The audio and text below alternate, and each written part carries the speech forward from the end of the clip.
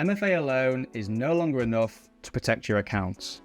With the rise of adversary-in-the-middle attacks, or AiTM for short, it's becoming harder than ever to keep users protected from modern phishing threats. So in this video, I'm going to walk you through what AiTM actually is, why it's so effective at bypassing MFA, and, most importantly, what you can do to stop it using conditional access in Entra ID.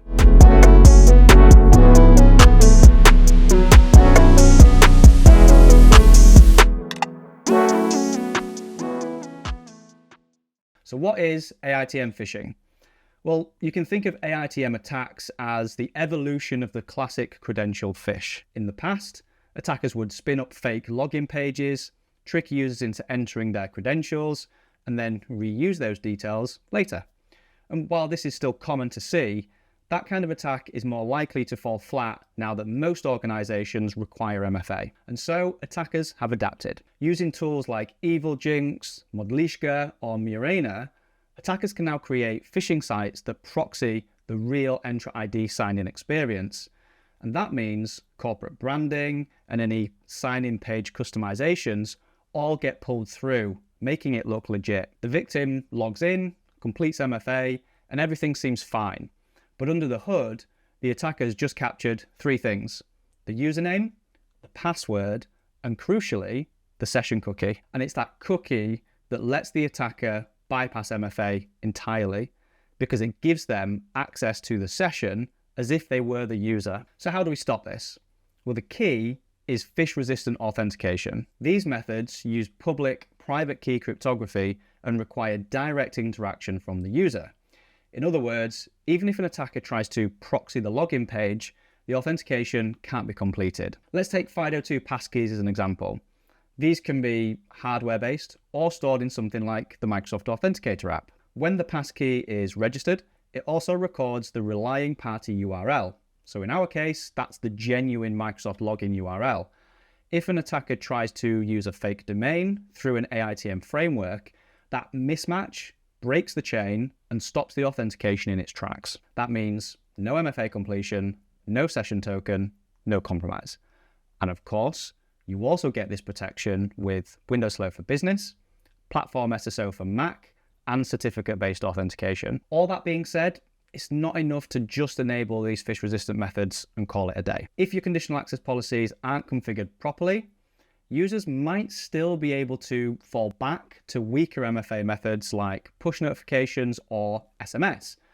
This can also mean that while session tokens might not be stolen, username and password could be. This is where authentication strengths come in. Within conditional access, you can define the exact level of assurance required. So instead of just saying require MFA, you say phish-resistant MFA required. And it's that small change that makes a massive difference, because it ensures that even if a user has multiple MFA methods registered, only the strongest ones will be accepted for that authentication. Let's take a look at a demo environment where we will look at EvilGinx in action, and then we'll take a look at how you can mitigate against it using conditional access. Okay, so here we are in the Entra portal, and the first thing I'm going to do is I'm just going to run through the conditional access policies that I've currently got in place. So if we jump in here and we filter by enabled, we can see I've actually got three policies on. So one of those is device code flow block, which doesn't apply in this particular scenario. I'm also blocking legacy authentication, which again doesn't really apply. So let's take a look at our MFA policy. So within here, I use the persona-based model. So I'm targeting this to my global persona, which includes all of the rest of my different personas. So that might be internals, externals, admins, so on and so forth. Essentially, we're applying this to all users. So we're saying for all users accessing all resources, require authentication strength. So you'll notice I'm not using the require multi-factor authentication method, which is essentially a weaker grant option, grant control. And that's because it would allow any level of multi-factor authentication or any level of authentication. So instead, I'm using Authentication Strengths with a custom authentication strength of modern MFA. So let's take a look at that particular authentication strength. So if we check modern MFA, so here we can see we're allowing all of these phish-resistant authentication methods, as well as Microsoft Authenticator phone sign-in, which is passwordless. And then we're allowing temporary access pass, as well as password and push notification and password and software token. So generally speaking, this is a pretty strong MFA policy by default.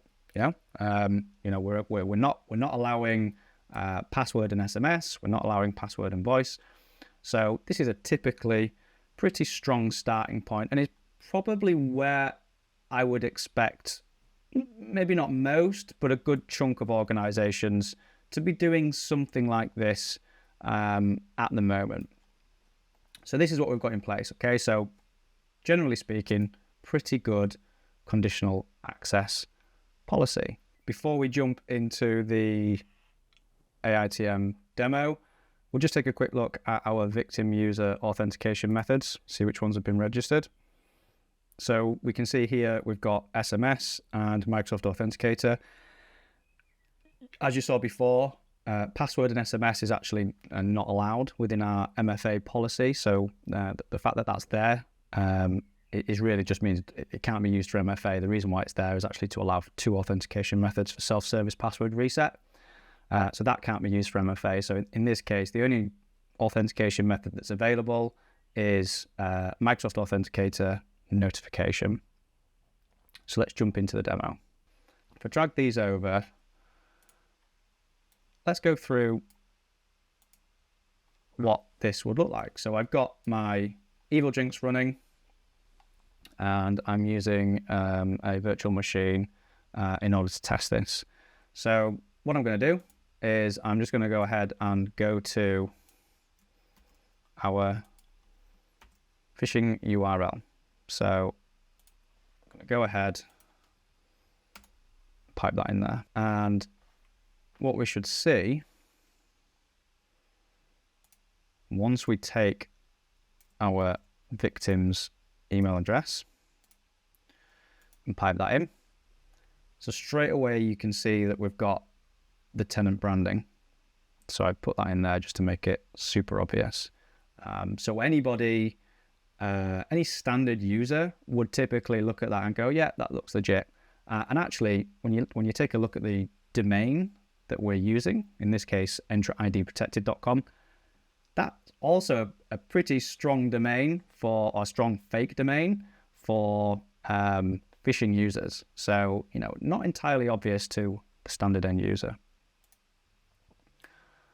So I've put our username in, and now we're going to go ahead and pop our password in. And as expected, you can see we are being prompted for MFA via push notification. So we're going to go ahead and do that. I'm just going to select no for the keep me signed in. And at this point, the user has been redirected, and we can see the user's actually been redirected to the genuine Microsoft login page. But what we can see on the left-hand side, and I will make this a little bit bigger now, is username has been intercepted, password has been intercepted. We can see that it's been using, it's used the push notification for MFA, and the token itself has been intercepted. So let's take a look at that token.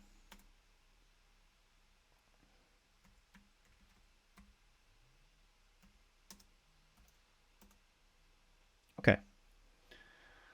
So this here is our session cookie that was stolen throughout that process. So there's a really great example of where an organization might already be using authentication strengths, have a typically strong MFA policy in place, but you can still be susceptible to this attack. So I guess for the purposes of the demo, let's see if we can take this cookie and we will paste it in to a browser and just show that session being stolen. Okay, so here we are on our VM. So let's head to portal.office.com. So we're at the sign-in page. Go ahead and import our cookie. That's going to automatically refresh and has signed us into the user's account. And if we go to something like outlook.office.com, we can clearly see signed in as a victim, and we've got access to the victim's mailbox. So, prime example of classic adversary-in-the-middle phish. Now, let's go back to Entra and see what we can do to make a change in order to mitigate this attack. Before we configure our conditional access policy to require phish-resistant MFA, we're just going to go ahead and set up a passkey for our victim user. And in order to do that, we will go ahead and I'm going to do it on a local browser just so it's easier to see.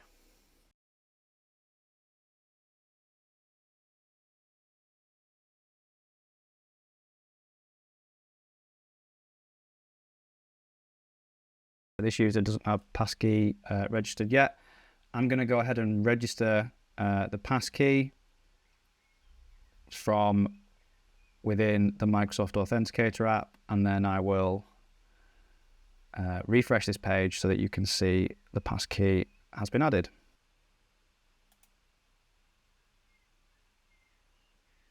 Okay, so we can see now that the passkey has been registered underneath Microsoft Authenticator. So I've already got a Passkeys authentication strength here. So let's just take a quick look at that one. So this one is only allowing temporary access pass and passkeys. And in this case, it's allowing any passkey. You also have some built-in authentication strengths. This one here, so phishing-resistant MFA, which is essentially all three of those phishing-resistant authentication methods. So you know what? I'm going to go with that one because that's what everyone will have in their tenant. It means nobody needs to go ahead and create a custom one. So if I now go and head to policies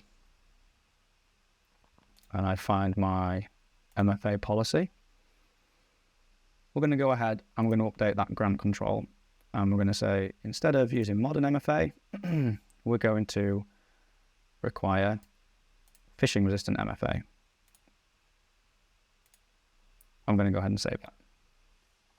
Now, while I'm waiting for those changes to apply, there's a couple of other things that we can think about and that we can do to help mitigate this risk. And one of those is related to your devices. So in particular, the device state. So with conditional access, we can require either a compliant or hybrid joined device in order to access resources. Well, this method is kind of the same as certificate-based authentication, right? Because it uses certificates on the back end to ensure that those devices are compliant or to ensure that they meet that device state criteria. So another option that you could take here is to require a compliant device. And I guess we'll walk through how you would, or how I would typically recommend you implement something like that. So if we go ahead and create a new policy, and we're just going to go with require compliant device, definitely recommend a different naming scheme for this. In this case, we are going to apply it to CA internal. And we're going to say if we're accessing all resources. And we're going to use filters for this. So what you could do in this case is you could go to the grant control and you could say require the device to be marked as compliant, require Entra join hybrid join device. If you were using hybrid join, at which point you could either say we want all or one of, so and or. For me, I'm cloud only, so we're just going to go with require device to be marked as compliant. So you could use that option. Now, I don't typically recommend using this option, mainly because it doesn't quite follow that default deny approach. So, for example, if a user tries to sign in and it requires device compliance, in fact, let's put it in the context of the adversary. Adversaries managed to steal a token, is going through that authentication process. If you use the grant control for require device to be marked as compliant, the end user actually gets a prompt to say you need to bring your device into compliance. And that, even just that small bit of information, can be used as reconnaissance for an attacker. So they now know that you require device compliance. And depending on the rest of your Intune configuration, it's possible that there might be other gaps in that configuration. So I don't typically recommend using the grant control. What I would instead suggest you do is underneath conditions, we have filter for devices. So in here, I would suggest you configure this to exclude your compliant devices. So is compliant equals true. And we're going to exclude them from this policy. And then what we're going to do is in our grant controls, we're just going to block access to everything else. So any internal users accessing any resource from any device that is not an Intune compliant device, block access. And that policy will work in the same way as requiring phish-resistant authentication. It will recognize, as long as you are enforcing device compliance within Intune, that those users will not be able to authenticate, and it will stop adversary-in-the-middle attacks from working. So we'll go ahead and we'll save that. So outside of device state and phish-resistant authentication, another thing you should be taking a look at to, I guess, sort of limit the lifetime of those tokens in the event that one might be stolen. Because let's face it, you might not be able to enforce device compliance or phish-resistant authentication across all of your identities. And when I say all of your identities, I mean, not just your full-time employees. So that might be third parties, vendors, guest users. You still want to protect those from this kind of attack, but you might not be able to enforce phish-resistant authentication or device compliance. So a good thing to do there is to limit the lifetime of the session. And you would do that using sign-in frequency. So I'll give you an example. I've got one in place already. So here we have a conditional access policy that applies to our full-time employees when they are accessing any cloud app from a desktop device that is unmanaged. Set the sign-in frequency to 4 hours. So take a look here, our internals persona, accessing all resources from any device, excluding our mobile platforms because they have their own policy. And again, we're excluding our Intune compliant or hybrid join devices, and then we're requiring a sign-in frequency of 4 hours. And this is really just striking that balance between productivity and security. As far as I'm concerned, if a device, if an end user is accessing resources from an unmanaged device, maybe we want to allow web-only access to that, which you could bolster with conditional access app control using Defender for Cloud Apps. If that's something you're interested in, let me know in the comments and I'll do a separate video on that. But outside of that, it's sort of limiting that authentication time period. So if a user authenticates from an unmanaged device, they will be prompted to re-authenticate every 4 hours. And obviously, whatever sort of time period you set there is going to be dependent on your own sort of risk assessment, I guess. 4 hours is usually a good place to start. So that's something I would also recommend you implement to help mitigate or at least lessen the blow and the impact of an adversary-in-the-middle attack. So let's see if that conditional access change has taken effect. Okay, so here we are again after changing our MFA policy to require our phishing-resistant MFA. So now let's see what happens if we go to our phishing link.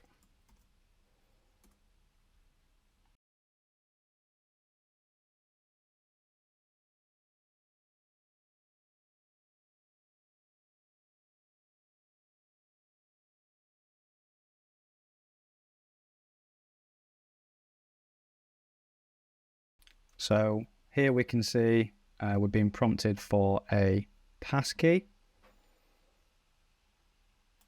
So we're going to go ahead and do that.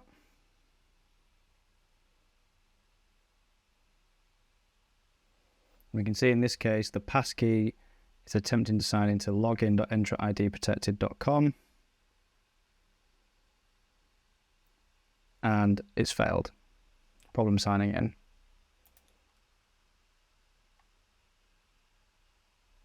And in fact, if we try other ways to sign in, we can see based on that authentication strength, we don't actually have any other options available to us, despite the fact we have push notification and even SMS configured. So that is how you would use phish-resistant authentication to protect you from EvilGinx. And we can see on this side, in this particular scenario, they have managed to get the username and the password.